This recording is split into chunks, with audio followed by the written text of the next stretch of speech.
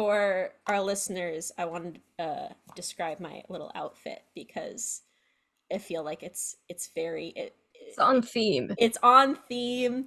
It's also just like I love pastels, and I'm wearing a little pink crop with a light sky blue sweater over it, and it's a sky blue sweater that has clouds. So it's like a little like sky, and it's very roughly. And my hair, I have recently had pink hair. Uh, so it very much fits the colors and the aesthetics for today's episode are just like my color palette. I'm curious, is there a movie that we've discussed so far on the pod that is like your color scheme? I guess it's a lot of the 70s stuff. Yeah, maybe. Also, maybe some of the 2000s stuff as well. What would you call, you kind of like more muted tones? Usually, I've been wearing like more greens and yellows and pinks lately. Yeah.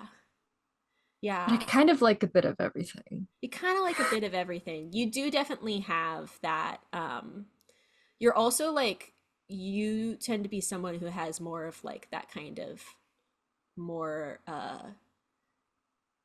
like smoky eye kind of dark nude like with your makeup. You Yeah. it's what I associate with you. Like kind of like purples and like grays and like darker greens. That's what I think of you when I think of your color palette. Would you say that I'm a pastel, like Yeah, yeah. pastel and neons too? I like bright. I have that's a whole like literally like neon horror is my jam. It's like bright blood and uh bright colors is the aesthetic that I want in my films. I feel like what I tend to aim for is like a 60s or 70s or 2000s grunge, Yeah. just to make sure of all those Which elements. which is kind of funny since I'm from Seattle, but you're the grunge girly. Yeah. Speaking of styles, Speaking of style, speaking of color, hey Fabiola, what are we watching today? What are we discussing? so for today we're talking about the 1999 classic But I'm a Cheerleader. Yes. Yes. I don't know if I've told the story on the pod yet, but I was introduced to camp. I mean, I knew about camp, but I the class where I read Susan Sontag's Notes on Camp was a queer 90s course that was a I think it was a swag course, like which was Smith was study of women and gender, but maybe it was across listed as a media studies course, all about like um, political movements and art from 90s, mostly in America.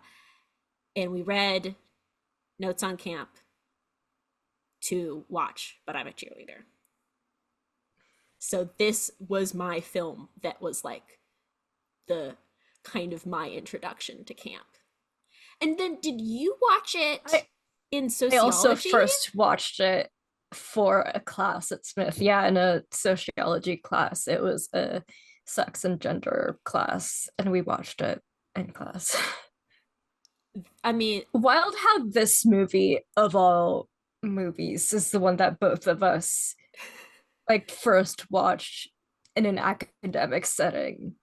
yeah. Well, I mean, but I also watched like a lot of honestly, actually, if I'm thinking about it, all of my favorite like queer films I watched in an academic setting.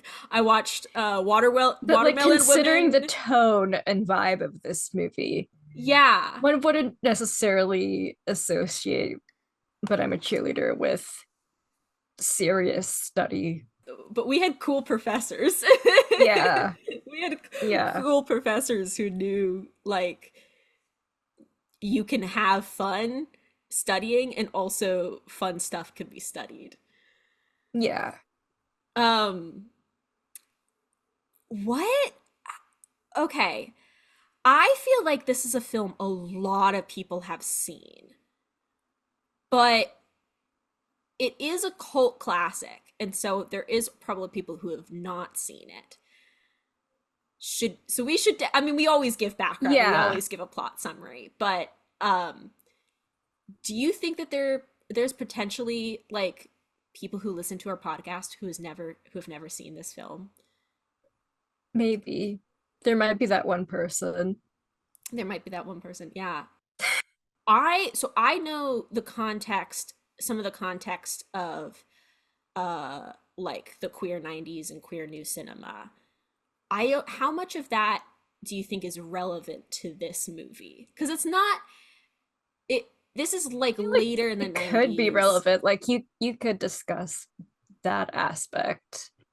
I feel like I'll probably go and actually dig up some of my like I do think well, depending, I don't know, I haven't watched Doom Generation yet, but like Greg Araki's The Living End was one of the things that was talked about in B. Ruby Rich's like article that like defined new queer cinema.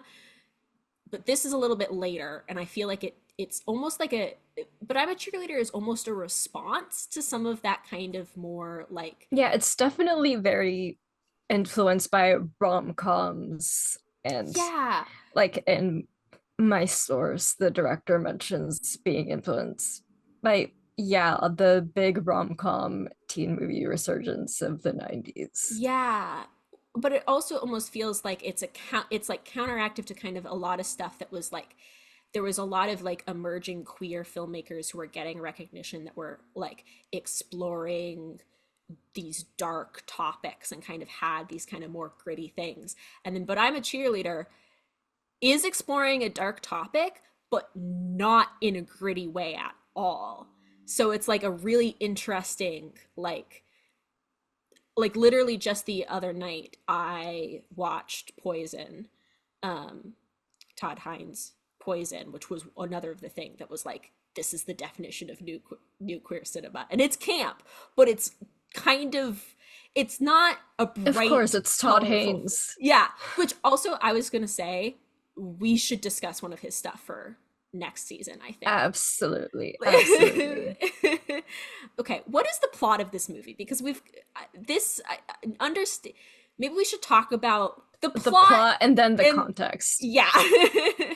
Yes, so But I'm a Cheerleader is this teen rom-com coming of age movie that follows Megan, played by Natasha Lyonne, as she's this cheerleader that I'm not sure if closeted is the right word because she seems pretty unaware Yeah.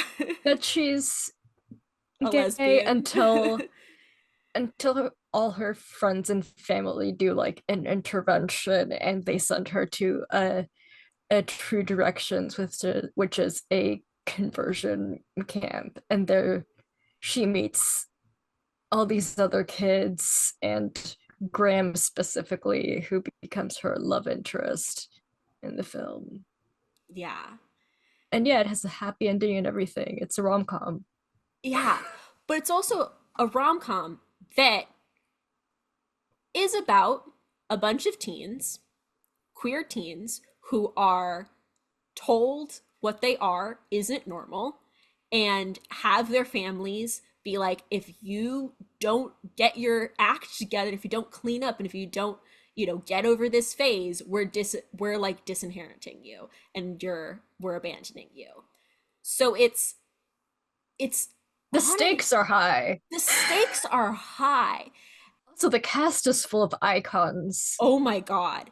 We got Everyone is in here. yeah. RuPaul, of course.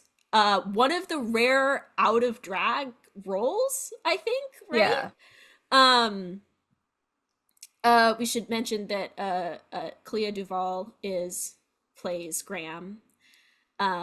We've got uh Melanie Melanie Lewin. Linsky, Mink Stoll, Yeah. Dante Bosco. Yeah.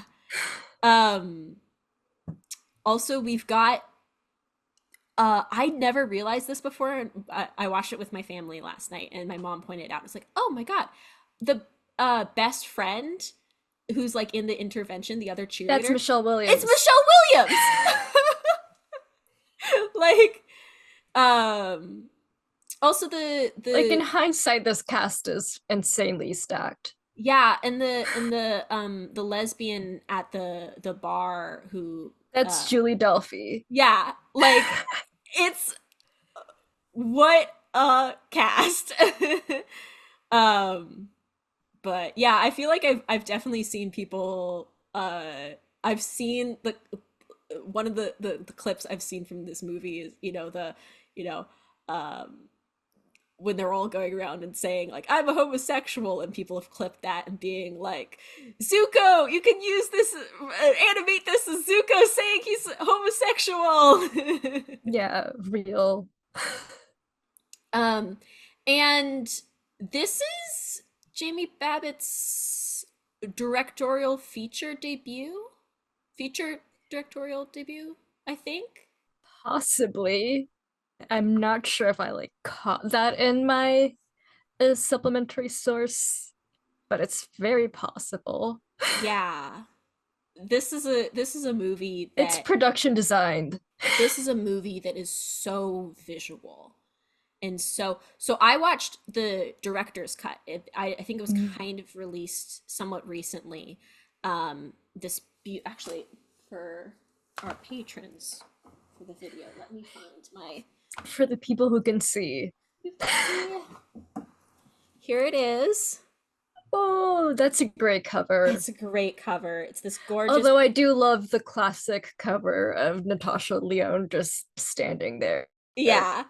But yeah, so this director's cut Blu-ray, and it is um got some, so there was some scenes that I hadn't seen before, but also the color grading, this like version, the colors pop. It's so gorgeous.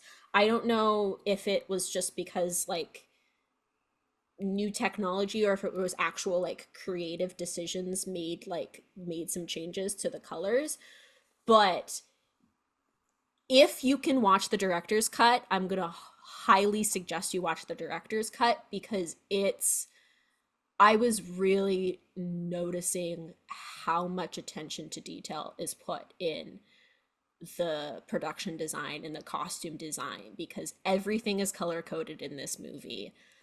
Now's probably a good time I should mention that we said this is like, it's a conversion camp, kind of like rehab, basically. um and They do describe it as rehab yeah, in the movie. and the thing that makes this so like this is a satire, because everything, part of the production design too, it's like it's these really strict gender norms, and it's this idea that like, oh, you know to rehabilitate you is to make you understand that this is the role a woman has, and this is a role a man has, because part of being a man and being a woman is having this heterosexual relationship. And so all of the girls are dressed in pink, and But all like of the not just boys. heterosexual relationship, but also like how they look and how they behave and how they dress 24/7. Yeah, and it's um like, and everything is really like fake too. Like, it feels like a dollhouse. um and it it's so like, it's this really like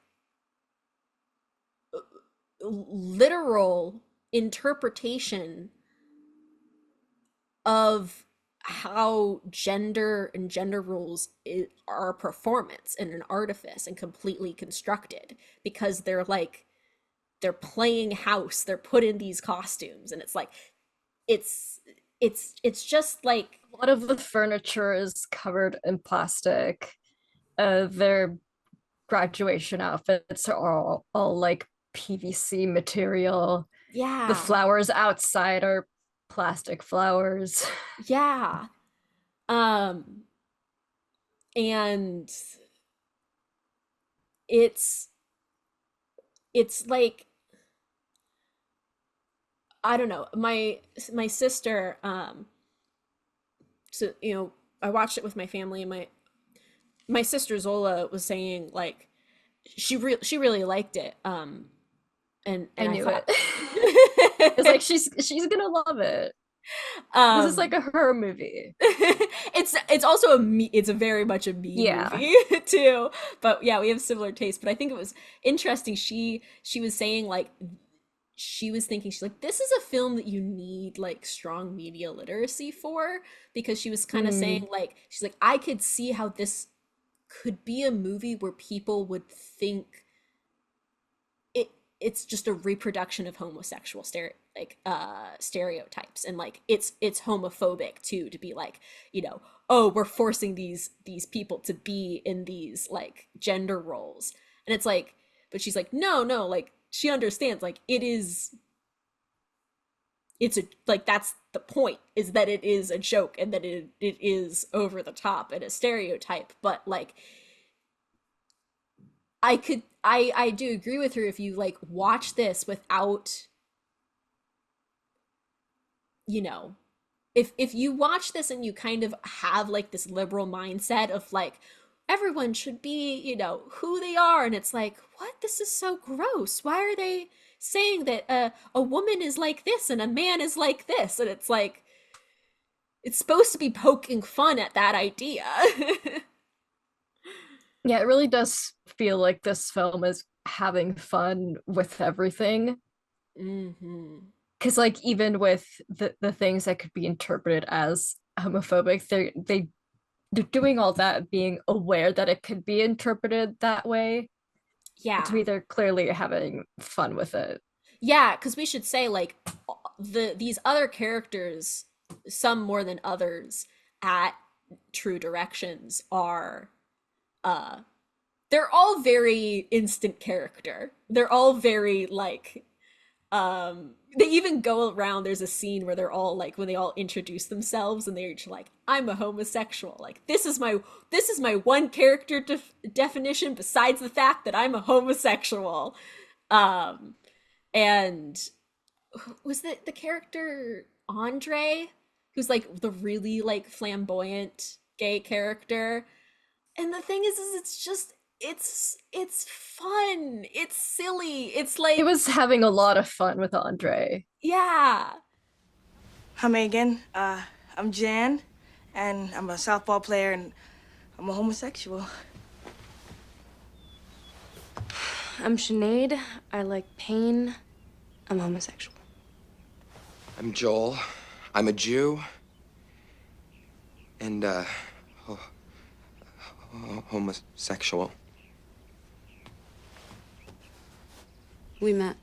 Graham. I'm Graham, and I like girls a lot. And, I'm a homosexual. Also, everyone is so horny. Everything Because is, like one of the things that this film points out is that like if you put a bunch of queer kids in a house together, what do you expect to happen? yeah. And it also like makes fun of the fact that like in the performing of these like, oh, normative like household, the all the girls are vacuuming, and all the boys are fixing the car or playing football. It's like these they turn those into these like sexualized acts, and everything becomes an innuendo. um which is just, it makes me giggle. it's like, yeah, it's kind of maybe uh rudimentary humor to be like, heh, it looks like sex. But But like that's the way this movie operates. Like yeah. it's first and foremost a teen rom-com. Yeah. Was that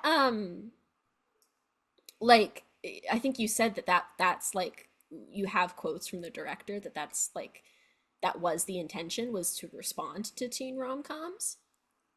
Yeah, so my source is from an article from Mubi, Oh, uh cool. visualizing liberation in But I'm a Cheerleader, and it was written in honor of its 20th anniversary. And it opens with representation in Jamie Babbitt's But I'm a Cheerleader oscillates between subjectivity and stereotype, taking root in sharp politicization of camp sensibilities and conservative culture. Yeah. And in regards to the rom-comness of it, uh, we first take Megan's behavior as part and parcel of the 90s rom-com. Leone herself confirms this, revealing to Criterion that she was unsure if the script knew how camp it was. Hmm. Cher Horowitz from 1995's Clueless is crafted from a similar archetype of adolescent exaggerated femininity. By contrast to its genre peers, however, the hyperfemininity and unbridled silliness of But I'm a Cheerleader is just a veneer. The film slowly uncovers layers of self awareness that gradually lyrically come to fruition. Yeah. So, since I am pansexual and um, I don't necessarily feel, I don't know, I, I sometimes don't know whether to like call myself femme as like an identity, but I am femme presenting and I love feminine things, and like uh in a very queer way, I think. I And like a chaperone vibe. Yeah, and there is something about, I think one of the things that makes this movie so special to me is that this is a very much about queer femininity, in the sense that like the title and the character's literal like exclaims as this bit of like denial that she's like, I'm a cheerleader, like she can't be gay because she's a cheerleader. But then she realizes, oh no, she likes girls and has always liked girls and thought it was, that was just normal. Well, everyone imagines that and realizes, no, that's not, that this is me. And as she kind of comes and embraces that, she doesn't let go of her femininity as well, and her love of cheerleading. And this, like, the end of this movie always makes me cry, because it's what Graham falls in love with too, is like this earnest um like love and like happiness that Megan has, that is tied to her identity as a cheerleader. And this like final scene where Megan like publicly confesses her love to Graham is through cheerleading. This part, she doesn't like lose that aspect of her identity, because that is, it feels like just such a real character. I don't know. I'm not, this is, sometimes there's parts of this film that are hard for me to like talk about academically, because I feel, I just We don't have have this to talk love for it. academically the entire time. Yeah, it's just it's so it's the love story in this is so tender and sweet and vulnerable, and I love that we get like, you know, a bunch of like sex jokes while also being like it's lewd and it's horny, but it's Well, also this is like one of the great rom-com endings of all time. yeah. Yeah. It's a gay classic because it's just it's I mean it's up there with Bound as like just having this like truly triumphant ending. Though in some ways, But I'm a Cheerleader is darker in its ending too. Like it's really loving, but it's also like I was thinking about this on this watch. I'm like, They're "Oh, also like kind of alone. yeah." Like Like, I'm not sure if it was the article that I looked into, but one of the one of the things I read was someone comparing the ending to this film to the ending of The Graduate, which is basically like, oh, yeah, they did this whole thing. Now what? yeah. The way this movie fits into kind of the theme of this season is really interesting because this is a film that is about dark themes of, yeah, like conversion therapy and being like distanced from your family for being like your authentic self. Yes, but like Megan and Graham both like are distanced from their family. Graham especially, because there's kind of this like mid-credit scene of Megan's mom and dad at this like parents and family of homosexual support group thing, and her dad is like seems to be really proud of Megan. So there is kind of like a happy ending there, but Graham's parents were awful and Or homo anyone else's. yeah. And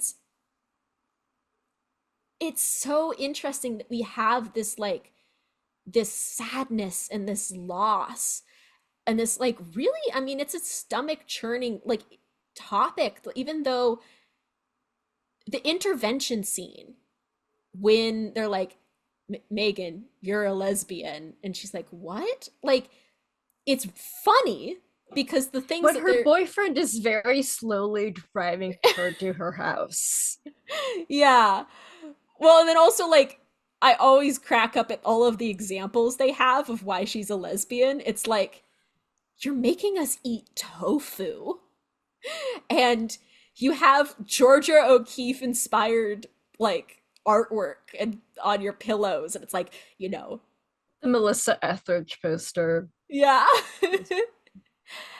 And that's like really funny. But at the same time, it's like if I actually step out of like how the scene's presented, I'm like, God, this is rough because it's suddenly like all of her family and friends being like, we think there's something wrong with you. And they're doing that, in at least at this moment, entirely based on coded signifiers. Yeah. Which like then goes back to Jan, who is this very butch looking character, but she's like, no, I'm straight just because I look like this. That doesn't mean I'm gay. Yeah. And yeah, it's well, you see how these like really reductionist um like assumptions or like ideas about what gender should be hurts everyone, because there's also the scene where because like part of the therapy is they have to find their root, what is the thing that made them homosexual, and so And Megan all of is these things are also importantly played for laughs. Like they're both like these like serious thematic elements, but they're also clearly jokes, and it's so interesting how the film can do both at the same Mm-hmm. time, Mm-hmm. which to me is a big aspect of camp, and in particularly this season of cruelty as camp. Yeah, because it's like, okay, well, how do you explore this like dark topic that is like something that's very real and can harm so many people? You go, this is ridiculous. And you show how ridiculous it is. And it's still very funny. Yeah. Someone's root being I was born in France is funny. Um yeah, but I mean it's interesting. I was gonna say that like the route that Megan ends up saying is that she's like, well, there was that time where my dad was unemployed, so my mom had to work a job, and maybe that like she's like, well, maybe that like skewed with my ideas of like, you know, what a man and a woman should be. And her parents are like hurt by this because Mary is like, yes, your father was emasculated and your mother was domineering and like oh god. And then Mary as a character is so interesting. um who is the actress again?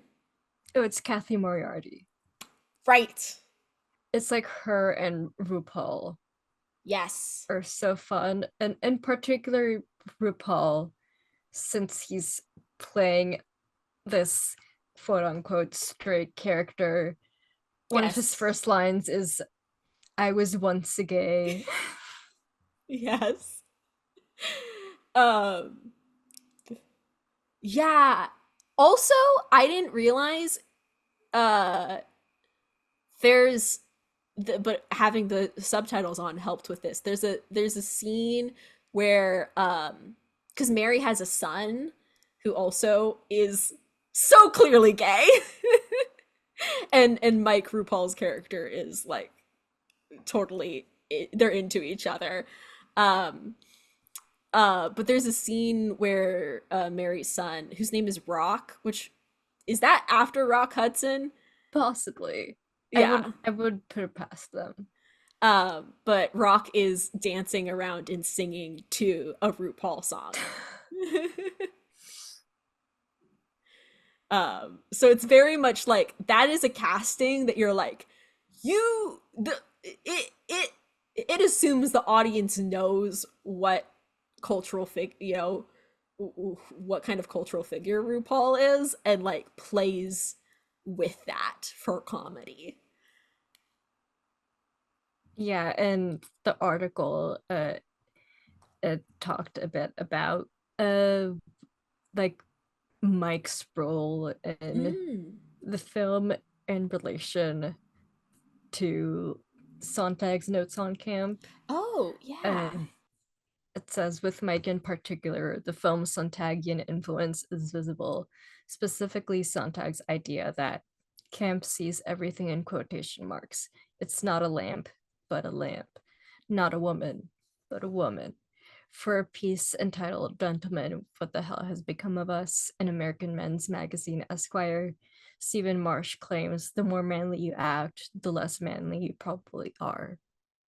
Throughout his article, Marsh emphasizes the omnipresence of fragile masculinity, how the most camp figures of American visual culture are the most protective of their masculinity. Hyper macho men who frequent television shows wherein they fish, drive trucks, and fight each other. This departs slightly from Sontag, who believes camp is the masculine in women and the feminine in men. It Mm. evolves her definition. Returning to RuPaul, who in the cultural eye conflates hyperfemininity as a drag queen and gay masculinity as a man, Mike's layered portrayal is salient. Yeah. I mean, I think it's all about performance, you know? It's all about like you have to act this certain way, and the more you're acting, the more fake it becomes, the more camp it becomes. And that isn't to say that like fake is bad. It's just, it's all it's I don't know. All I just it's all of It's all intentional, yeah. and I feel like in RuPaul's case in this film, it's kind of double performance, Mm. since a lot of the comedy from his character stems from the fact that we're supposed to know he's RuPaul. So he's essentially playing RuPaul, playing Mike. Yeah. Yeah, that's a good way to put it. I myself was once a gay. Now I'm an ex-gay, Megan. I work for a place called True Directions who help people like yourself learn to understand the reasons behind homosexual tendencies and how to heal them. There's something about just like the way all the characters hold themselves that is so interesting, and how they're not really like they don't even though they're wearing these costumes of in when they're at True Directions, they're the way I mean it's the physicality of Clea Duvall is so interesting to me in this movie, because like oh she's like wearing this little skirt and wearing like has little bows in her hair or whatever, but she is there's nothing like ladylike or about her posture and the way she sits and the way she like is taking up space. And honestly, like Graham is probably the character who, well, until later in the film when she's really like threatened with this loss of support from her family, is trying the least. She knows who she is and she's just like, it sucks that I'm here, but like I know who I am and I'm not gonna like her introduction is she's like, I like girls a lot, you know? And almost in some ways that makes her the least camp part of the film, because it's not like, yes, like True Directions putting her in this little like, pink skirt is camp, but like she's not performing anything. It was camp when she yelled slurs at that one guy. The one thing about this film, it really has a lot of fun with slurs, which adds to the camp of cruelty. Yeah. I mean, because Like they're all played as like jokes, self-aware jokes. yeah. Basically. Yeah, there is these two other characters we haven't mentioned yet, Larry and Lloyd, who are ex gays. So they had been sent to True Directions and then basically like got out of that program and are like have this kind of like and they're so funny too, and because they are dressed in camo and they're like these like oh we're doing this like combat like getting you kids out and want to just like, but they are but it's really also like very Tom of Finland inspired, because like a lot of classic gay male art is very military inspired and like Navy inspired, so that's what I got from the way they dressed. That's see, I didn't know that context. That makes sense. In some ways I thought it was kind of playing on like the seriousness of it. I mean, like, because yes, also possibly maybe a reference to Don't Ask, Don't Tell as well. Oh, had that wait was that policy was in effect in I think so. I associate it with the 90s. Yeah. This film is from the 90s. Yeah. But yeah, they help the kids go to some of them escape in the leave in the well, not they don't escape, but they go to a gay bar in the middle of the night called Cocksucker. And has a giant rooster out But front. they're also taking care of some of the kids who have been like Yes. kicked out. Yeah, and then So, that like they are a sort of safety net. they are, for and I them. mean, it is like that's the thing that I think they're great characters because it's like, yeah, their house is covered in rainbows, and they're like this like overly like affectionate, like gay couple. They're like an old married couple. But yeah, they are so like they literally are like they are a safe place, and that is like they're a new community that Megan and what is the what is Dante Busco's Bosco. what's his character's name? I just call him Dante. Yeah. Anyway, they're really sweet. But anyway, back to the another moment of cruelty is they go and protest at their house. Adam and Eve, not Adam and Steve. Yeah. Like those signs are crazy, but also they're so funny. Just the image of all these queer kids holding up those signs Yeah. and yelling Adam and Eve, not Adam and Steve. Yeah. That actually reminds me, that's something we haven't touched on yet. That is a big part of like what is being criticized and what is part of the satire is like conservative Christianism. Even though one of the characters there is Jewish. Yes.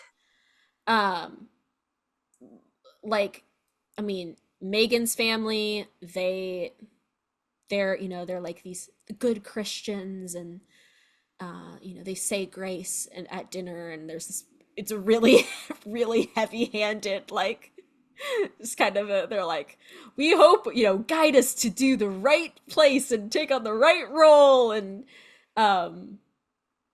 They also look directly at Megan. yeah. But I mean that's what this like that is a part of American homophobia is so tied to like this like conservative Christian ideal. And it's I think it's really interesting to just have that like very much full display being criticized and made fun of. it's this is a film that is like it's not playing it safe. I also love the signs, especially the one that references the Trix commercials. Yes. Yeah. This also reminds me of the crazy scene of the simulated sex. Oh yeah, which is like a lot of Adam and Eve imagery. Yeah. They're literally wearing, because it's like, oh, part of this whole course is them like being taught, or they're relearning what the roles for a man and a woman are, and it ends with like, you have to have this kind of sex, and they're forced to wear these suits that are like skin colored tight leotards that then have like fig leaf The leaves. yeah, so that they look like images of Adam and Eve, and then they're supposed to it's simulated sex, so they're just kind of like humping each other, and it's really with the uncomfortable. deadest eyes. Yeah. And also to have that like juxtaposed with, before that we do see a scene of Megan and Graham having sex, and it's so like it's barely like we barely even see them like do anything. It's kind of dimly lit, and there's like It's just a vibe. kissing, and but it's so like it's like so you can feel like the love and the connection and them in having fun, and then that's juxtaposed with like, well, you were just going up and down. And doesn't Mary have a line where, because like one of the boys is like, what about foreplay? And she's like, no, you just stick it in like a man. 1, 2, 3, 4. I won't take no anymore. 5, 6, 7, 8. I want you to be my mate. 1, 2, 3, 4. You're the one that I adore. 5, 6, 7, 8. Don't run from me, 'cause this is fate. In regards to the production design, the article describes amongst an arid landscape, the True Directions camp sticks out like a sore thumb. The sun-baked Barbie dream house is furnished with blues and pinks. All objects appear dipped in paint, emphasizing the gender of all things, or rather strikingly, the luster and artificiality of their taxonomy. Stereotypes come to empower the subjective, one is vital for the other. Babbit has made clear her departure from John Waters' vision of camp, though a similar hardcore art aesthetic is certainly evident. True Directions is littered with phallic objects and bold artificiality. Fake campfires and flowers, all a reference to the likes of Tim Burton's Edward Scissorhands, an advocate of utilizing conservative gender ideas as enforcements of theatricality. Yeah. There's something very like fantasy or fairy tale book about this, like the production design in this movie, that I can't think of that look. That look isn't often paired with I mean, I was gonna say like a modern setting, but like and then I was like almost gonna be like Barbie, like the actual like recent Barbie. Can I say something? I think this movie does Barbie better than Barbie. I think they're on the same level, at least to me. It's like because this movie doesn't it really doesn't talk about it. It doesn't explain itself. I almost feel like in Barbie, I mean, it has been over a year since I watched it, but there was a lot of also like talking about like, well, this is what, you know, this is men and this is a woman and this is what it's like to live as a woman versus live as a man. But I'm a cheerleader. It's just showing. I think both talk and show. Okay. But yeah, at least to me, the aesthetic of this film is more of like a reclaiming of these gender roles, and like that also like goes in hand with how Megan still is a cheerleader at the end. Like it very much implies that you like if you like certain things, you don't have to ditch them in the end, regardless of how quote unquote like conforming it is. Yeah. I think I wrote in my letterbox review that this is a perfect film.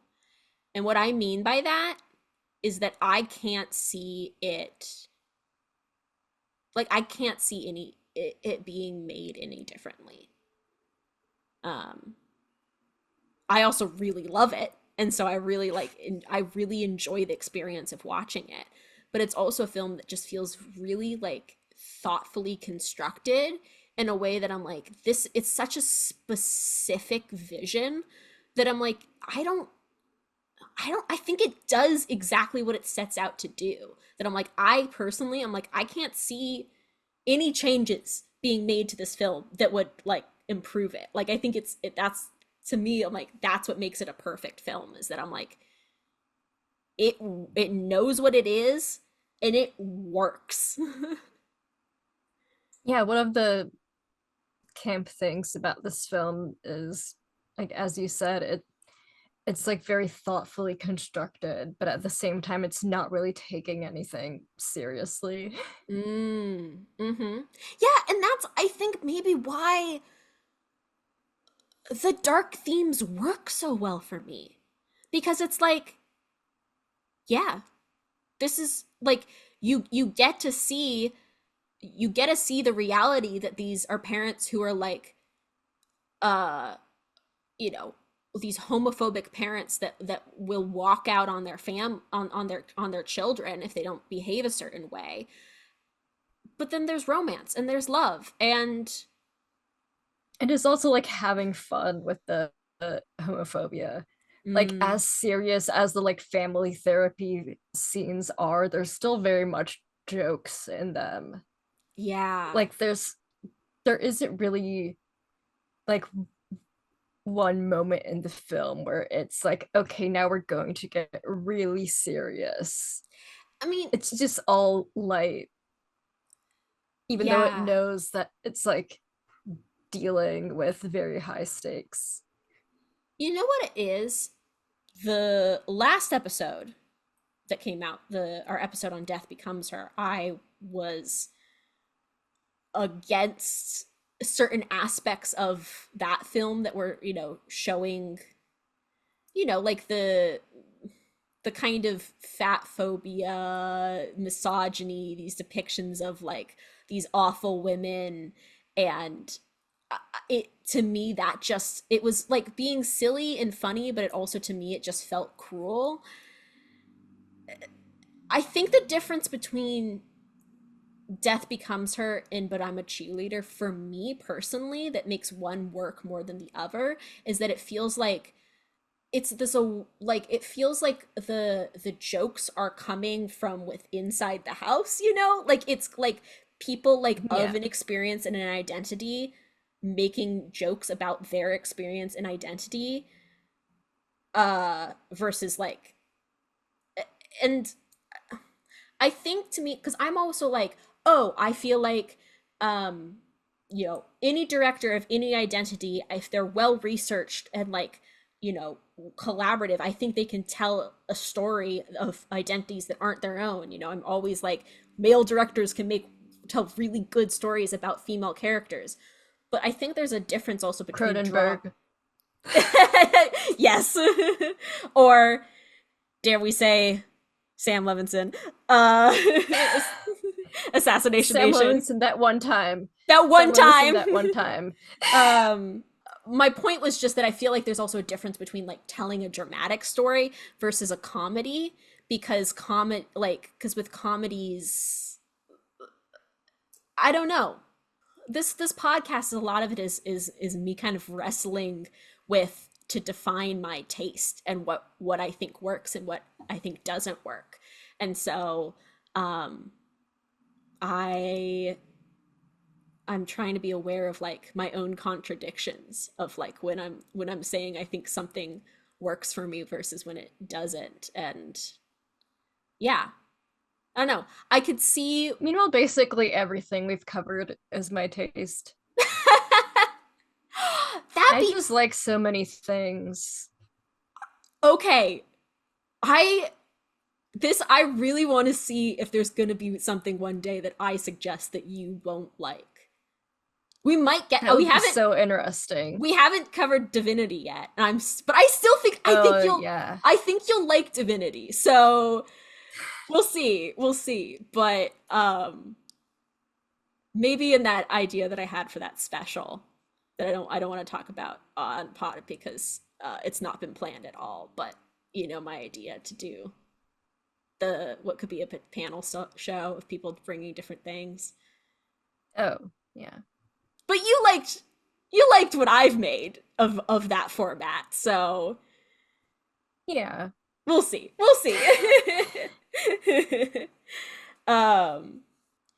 If I'm gonna try to wrap up my thoughts in any way, I think that this is a film that filmmakers need to watch. Yeah.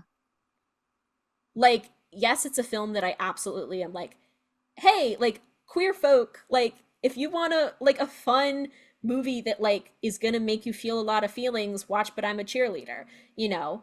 Um but I also think this is a film that I think should be like up there with like films that you discuss in film class because it's such a like clear directorial vision and like looking at how like watching it and watching how it's executed from the acting to the production design to the cinematography, how everything comes together to have a very like specific look is I Like think not just film spaces, but also like sociology spaces.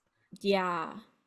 Like when I first watched this movie, like you said, it was in a sociology class where we were also looking at like classic scientific, more like scientific studies and like surveys, but we also watched this film and studied it.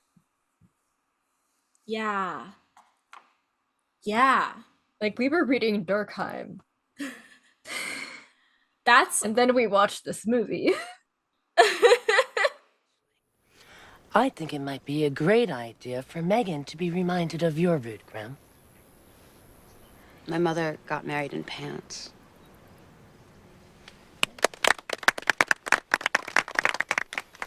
All right, let's see. Dolph. Too many locker room showers with the varsity team. Hillary. All-girl boarding school. Sinead. I was born in France. I feel like I haven't said many smart things about this movie. Oh, well, what smart things do you want to say about this movie? I don't know. I feel like one of the things that I really appreciate about it is how mean it is. I feel like I've said that a lot this season, but I feel like a lot of queer filmmaking nowadays is kind of a bit scared to be mean. Mm-hmm. Meanwhile, one of the more beloved jokes in Bottoms is literally the slurs in the locker. Yeah. Yeah, I feel like Bottoms, one of the reasons Bottoms was so successful was how it's kind of mean. Yeah. And again, like mean coming from inside the house. Yeah. Cuz it's I am not of an identity where I am comfortable using slurs, but I know people who will absolutely like use slurs as like a form of affection or just like or not even, it's like kind of like you're being like such a blank, because sometimes just people are they so fit the stereotype that you gotta laugh at that. I think that there's also comedy to like I mean, I feel like one of the things about the jokes in the thing in Bottoms that like that joke works so well is that everyone is just like it's like a way of calling them losers.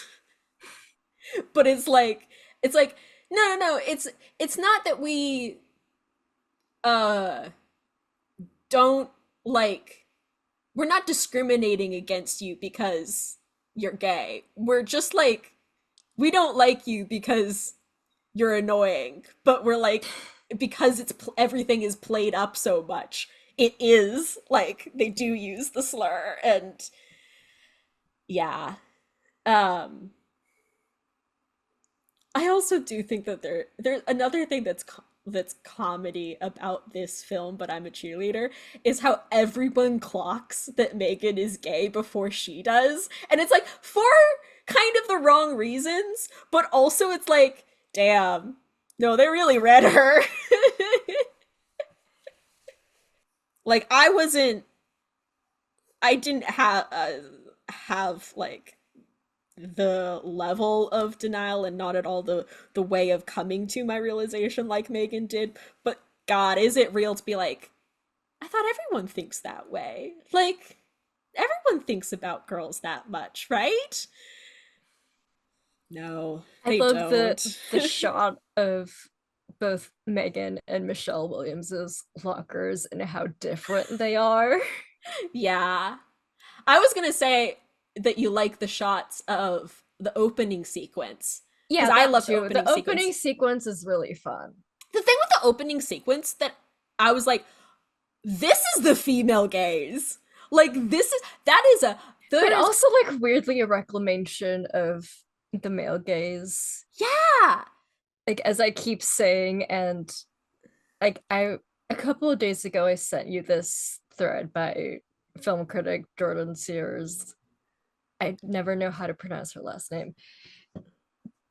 But yeah, basically the long and short of that thread was about how like sexualizing someone or finding someone attractive is not this inherently male or masculine thing that everyone acts like it is. Yeah. Yeah, and that it isn't dirty either. Like, the film starts and it puts you in Megan's shoes, where you're watching these bodies of cheerleaders twirl around, and it is absolutely firmly erotic and it is a sexual gaze. And that isn't something to be grossed out or creeped out by. That is Yeah. that is what being a horny person who is attracted to female bodies, you know, especially like in like this like hyper feminine setting of cheerleading. And that is what filmmaking is supposed to be. It's supposed to put you in the shoes and give you an Filmmaking is a experience. visual medium. Yeah, and it's Take advantage of the visual. and it's like it's just so like, God, is that so empowering and so beautiful to have this gay director be like, I am going to shoot these bodies in this like sexual way that is loving, that is beautiful and like fun. And it's like, hey, isn't it fun to watch these cheerleaders' bodies twirl around? Yeah. The song is also so fun. Yeah, but the music fucking slaps. Oh my God. It's also such a specific era of like, that is, it reminds me a lot of actually Buffy soundtrack stuff, because it's that same late 90s like indie alternative like longing coming of age like soundtrack stuff. The opening song is also in my favorite Tarantino movie, Death Proof. Oh, hey, do you think would Tarantino work? Would some of his stuff work for Death camp? Proof. Yeah. Death Proof, absolutely. And to maybe like cap off my thoughts, another Jordan tweet in relation to her thread, but that she made more recently was, I'm like paraphrasing it, but she tweeted the other day, I said a celebrity had a nice rack and some people acted like I said something evil. And isn't that kind of what the True Directions people are doing? Mm-hmm. We are sexual beings. Not everyone. There are people, you know, there is a spectrum of sexuality. But so many people are sexual beings, and we should embrace it. Because you can be respectful about it. It's like just saying that you find someone attractive and that someone looks good, that is not harassment. Yeah. Yeah, I think that was like the smartest thing I could say about this movie from my perspective. Yeah. I mean, So I like do feel like you're more qualified to talk about this movie than I am. I can only do like academic overview and gaze overview. You can't gaze with a ZE, right? Not a gaze Yes. overview.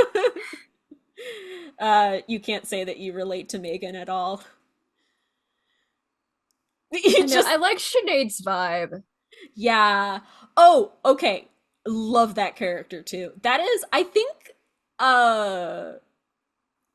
Annie Rose has said that's one of the characters that she relates to. I think I've seen that online. I see the vision.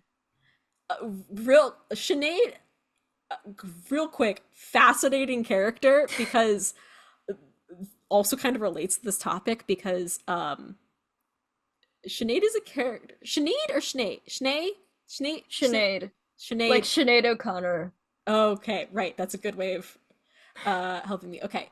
So Sinead has is someone who's kind of getting off on the guilt and the beat, because her introduction is that she likes pain, and she literally is because they're one of the things they're told to do is AV, aversion therapy, where they shock themselves when they have literally it's shock therapy, but she's clearly turned on by it and is masturbating while using the little shock paddle, and is clearly turned on then by the pain of doing that, and love that inclusion. She's that too. girl. She's that girl. That's another thing that's oh god, that's so smart about this film, is that it's showing it shows multiple perspectives of how do you and it's kind of reclaiming of this very oppressive and dangerous methodology that they're implementing here. How do you come to terms with it? You make it sexy, you make it you make it your kink, and look, there's people who do that, and that's yeah. I think Sinead was my favorite character in the movie. She's just a vibe.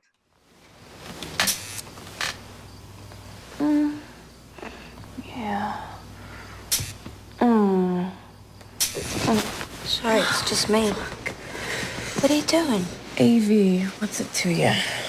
AV? What's that? Aversion therapy, stupid. So what does that mean? When you have inappropriate fantasies about girls, you shock yourself with this shocker. So every time you think of them, you feel that pain. That's sick. No pain, no gain, baby. You want to like dick? You better start training yourself. So, do we want to wrap up this podcast with saying a favorite visual from this film? Let me think. Which of the many visuals? We can say a couple favorite visuals. I think the opening. Yeah. I think the opening sequence. Yeah. Yeah. I have two. One is not a favorite visual, but it's a visual that I can't believe we've mentioned yet, because I feel like it would be something that it's a kind of visual pun that I feel like you might like, is the fact that Clayton, one of the boys who gets caught kissing, not Zuko, he gets sent to a literal doghouse in the backyard. Oh yeah. But my true favorite, solitary. Yes. Solitary confinement is a doghouse. But my true favorite moment is, I think, the last shot. Because that's a great last shot. They Megan confesses her love to Graham, does the little cheer, and says I love you. That's another thing that's she's so she says it, and it's so honest and vulnerable and earnest. That's also another thing that's camp, is just how earnest a character Megan is in this like bizarre setting. But Graham runs away with her. They get in the back of the pickup truck, and the back of the window of the pickup truck is painted like a sunset. Oh. The colors really... I also just really like the visual of those two, like in their like cheerleader outfit and dress in the back of a pickup truck. Yeah. Like that's just a fun visual. It's a fun visual, but my mom pointed out, she's like, it's like they're driving off into the sunset together. They're riding off into the sunset together, but it's this like fake, you know, painted scenery. And then the other thing is that with that director's cut version, this beautiful bright colors, I realized it's the colors of the lesbian flag. Oh. It's like red and white and the pink dress and the orange cheerleader's outfit. Oh. Yeah. That's so iconic. It's gorgeous. It's like, God. Beautiful, beautiful film. And to our listeners, if you have listened to this episode and have not seen the film, please watch it. I believe there's still a version that's free on YouTube.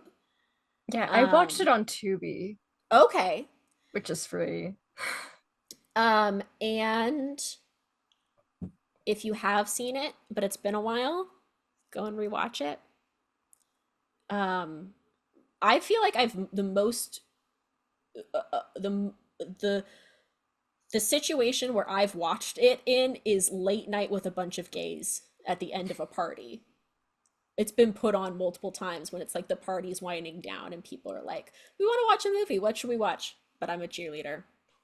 That's one of the perfect settings. It's a modern, it's a good sleepover movie for like the people who get it, you know? It's very sleepover vibes. Yeah. Is that the episode? I think so. Aww. I have been your co-host, Saffron Hefta-Gaub. You can follow me online everywhere at Gaub Hefta. And I've been your other co-host, Fabiola. You can find me on Instagram at Fabi0LAHH and on Twitter at Fabiola_Liano. Our theme song that you're bobbing your head to right now is by Harrison Lurie. Give us a rating on Spotify and a review on Apple. Thank you to our patrons, Nicole Veneto, Jose Liano, and Pericles Sparrow. Please check our episode description for additional links and citations. Thank you so much.